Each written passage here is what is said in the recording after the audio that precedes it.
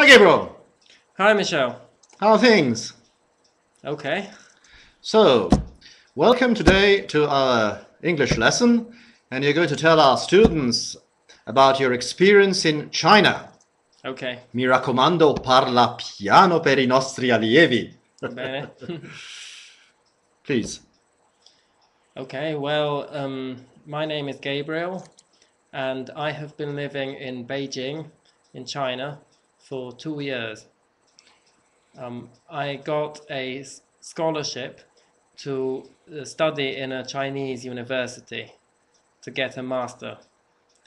Um, and so I went to Beijing 2 years ago to study, and I have just finished the master now. So, tell us something about your impression of the country and its people.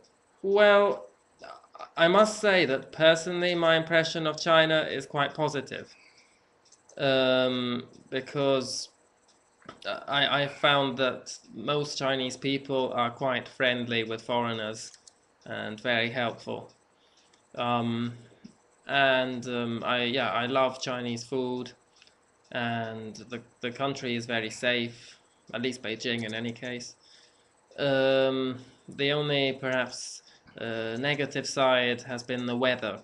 The weather in Beijing is not very good, and Chinese people also agree.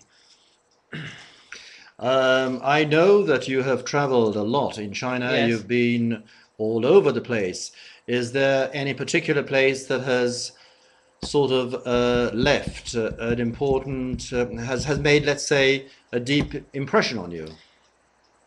Ah, well, quite a few places actually.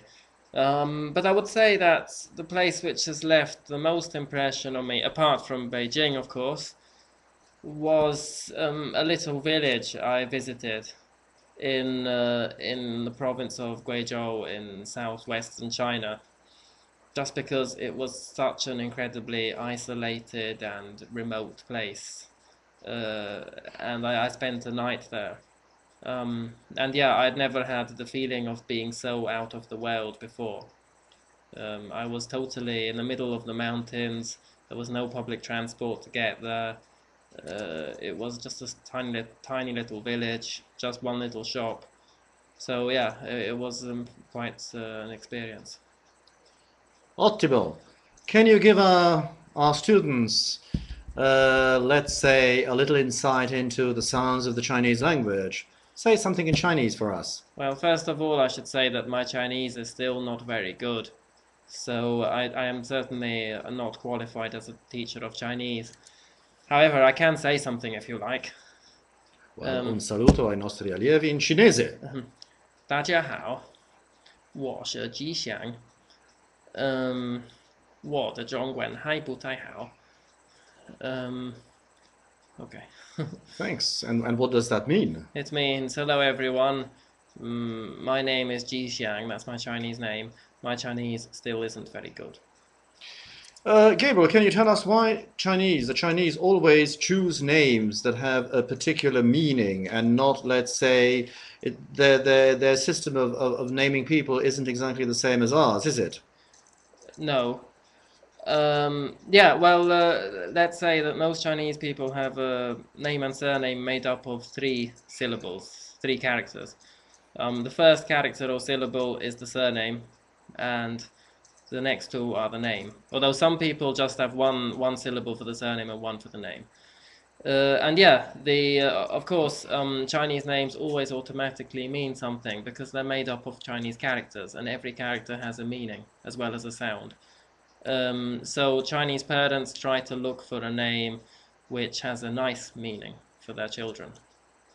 And how did you choose your name? When I was teaching English in China, my students gave it to me. In fact, it means auspicious or good luck. Hmm. Excellent. Very, very good. Thank you. So, I'm sure you had a very good experience, and your travels far and wide in China and even elsewhere have added to your personal experience I would say of, so. Yes. yes. Well, do you have any special message for our students this afternoon? Well, good luck learning English with Michel. Thank you. Thank you very much. Bye bye.